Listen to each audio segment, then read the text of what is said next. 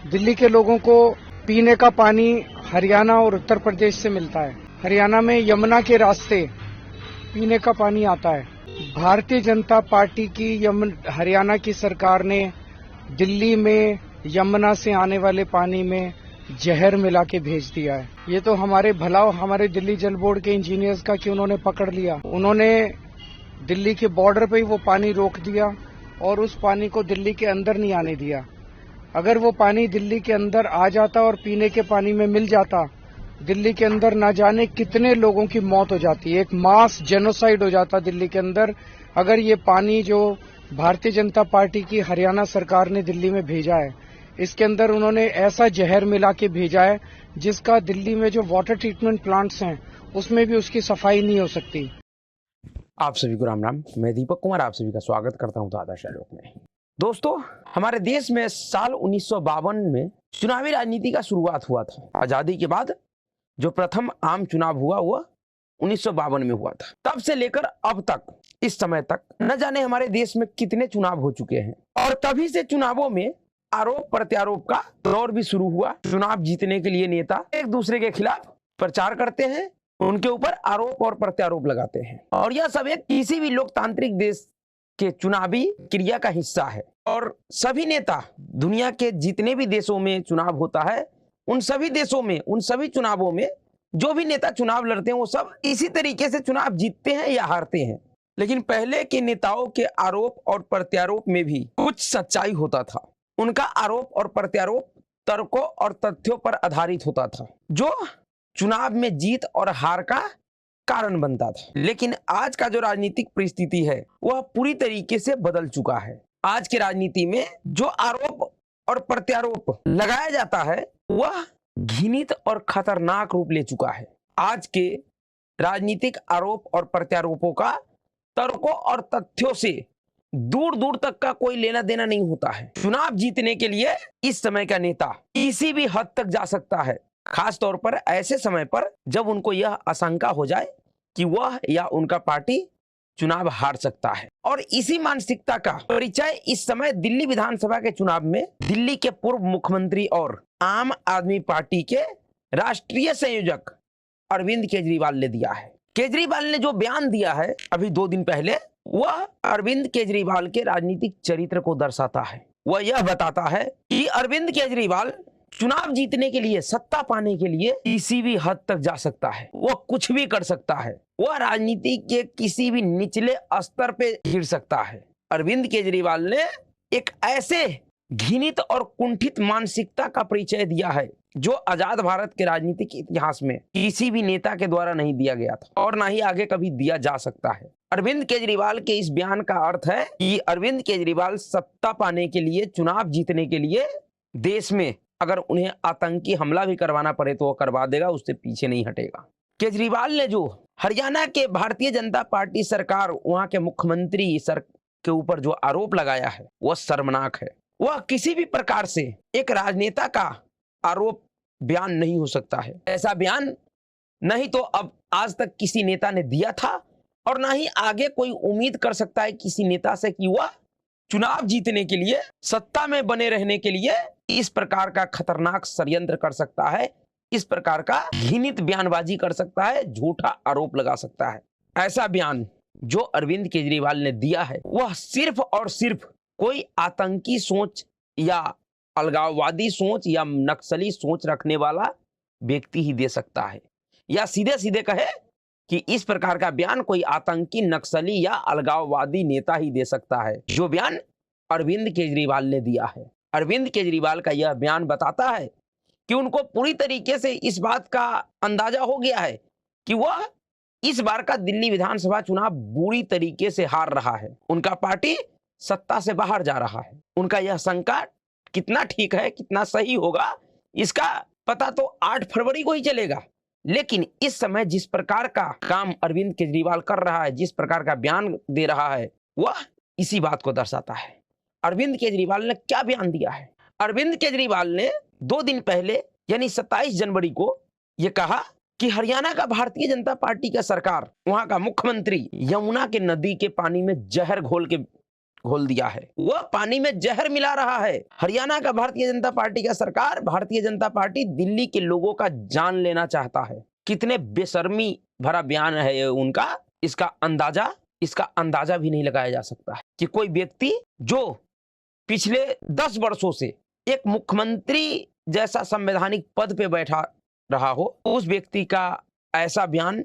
अरविंद केजरीवाल ने बयान क्या दिया? 27 जनवरी को उसने कहा कि हरियाणा का भारतीय जनता पार्टी का सरकार, वह जो हरियाणा से होती हुई यमुना की नदी दिल्ली में आ रही है, उस नदी में जहर घोल रहा है, नदी के पानी में जहर मिला दिया है, वह दिल्ली के लोगों का जान लेना चाहता है। हमने उनके उस जहरीले पानी को रोक दिया है, हमने उनका जहर पकड़ लिया है। भारतीय जनता पार्टी चुनाव में दिल्ली के लोगों के साथ खतरनाक साजिश कर रहा है, वो दिल्ली के लोगों को मारना चाहता है। कोई कल्पना नहीं कर सकता है कि एक मुख्यमंत्री रहा हुआ व्यक्ति इस तरीके का गैर जिम्मेदाराना और झूठा बयान दे सकता है। राजनीति में हर एक नेता झूठा आरोप प्रत्यारोप लगाता है, झूठ बोलता है, क्योंकि राजनीति में बगैर झूठ बोले कोई सफल हो ही नहीं सकता है। इसलिए झूठ भी राजनीति का एक हिस्सा है, लेकिन ऐसा झूठ जिससे देश और राज्य में हाहाकार मच जाए, लोगों के बीच में अस्थिरता फैल जाए, हिंसा पैदा हो सकता है।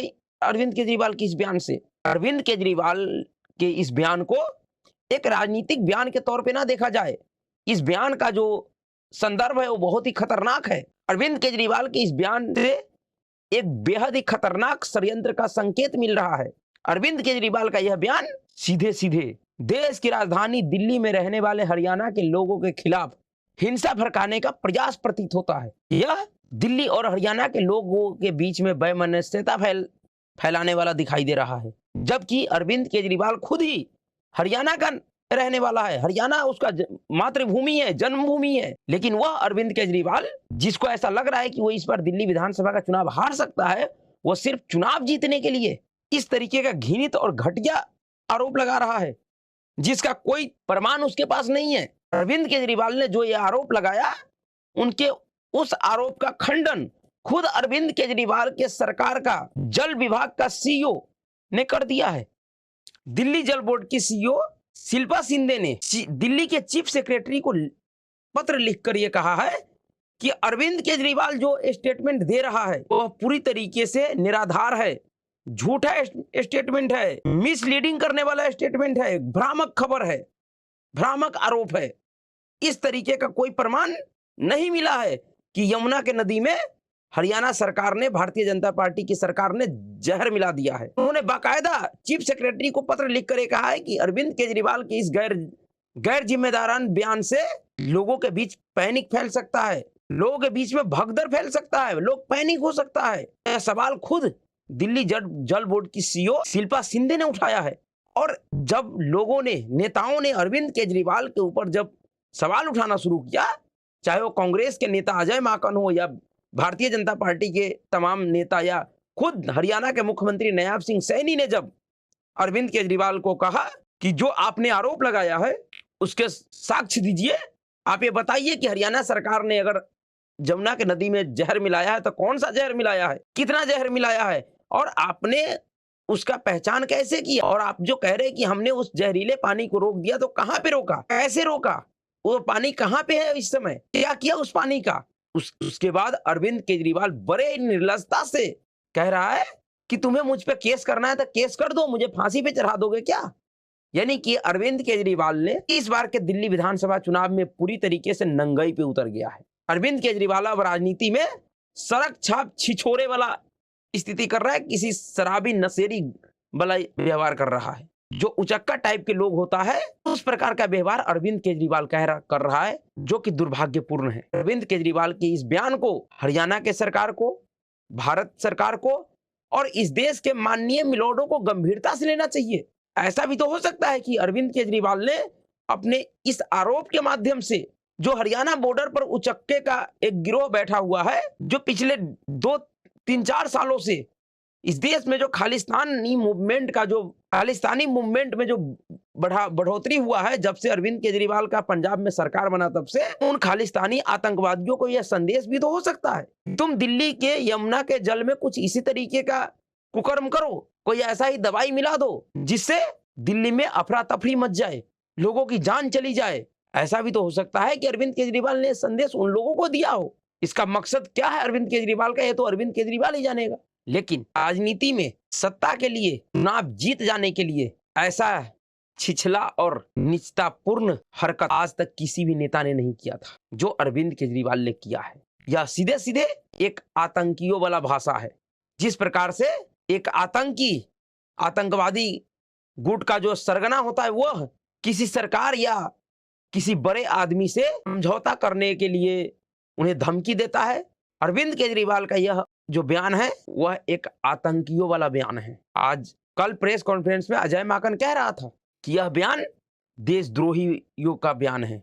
ऐसा बयान सिर्फ और सिर्फ कोई आतंकी सोच वाला व्यक्ति ही दे सकता है, आतंकी या नक्सली संगठन चलाने वाला व्यक्ति ही दे सकता है। अरविंद केजरीवाल का जो राजनीतिक व्यवहार रहा है वह इसी प्रकार का रहा है। अरविंद केजरीवाल ने अपना राजनीतिक शुरुआत ही उचक्का टाइप राजनेता के तौर पे किया, झूठ पे आधारित है उसका राजनीति। जब ये अन्ना आंदोलन से बाहर निकला था तो इसने इसी प्रकार से एक झूठा रिपोर्ट तैयार किया था तत्कालीन दिल्ली के मुख्यमंत्री शीला दीक्षित के खिलाफ। ये पूरे दिल्ली और देश के लोगों को वो रिपोर्ट दिखाता था 370 पन्नों का। ये मेरे पास शीला दीक्षित के खिलाफ 370 पन्नों का रिपोर्ट है कि इसने दिल्ली में भ्रष्टाचार किया है, टैंकर माफिया से मिली हुई है शीला दीक्षित, इसका सबूत है मेरे पास, और मैं सरकार में आऊंगा तो इन सबूतों के आधार पे शीला दीक्षित को जेल भेज दूंगा। लेकिन जब यह व्यक्ति सत्ता में आया तो पहली बार उसी शीला दीक्षित की पार्टी कांग्रेस पार्टी से सहयोग लेकर मुख्यमंत्री बना। उसके बाद भी जब यह सत्ता में आया अपने दम पे, और अब तक 10 सालों से यह दिल्ली की सत्ता में है, शीला दीक्षित के खिलाफ ना तो कोई सबूत दिखा पाया किसी को और ना ही उनके खिलाफ कोई रिपोर्ट दर्ज करवाया। अरविंद केजरीवाल से बड़ा झूठा, निर्लज, बेशर्म, घटिया सोच रखने वाला नेता ना तो आज तक भारत को मिला था और ना ही आगे मिलेगा। यह सिर्फ निर्लज ही नहीं बल्कि एक खतरनाक नेता है जो देश और देश के लोगों के लिए बहुत ही घातक साबित होता है। इसके खिलाफ भारत सरकार को गंभीरता से विचार करना चाहिए। अभी के लिए इतना ही। अगर आपको वीडियो अच्छा लगा तो वीडियो को लाइक कीजिएगा, शेयर कीजिएगा और चैनल को सब्सक्राइब कीजिए। नमस्कार।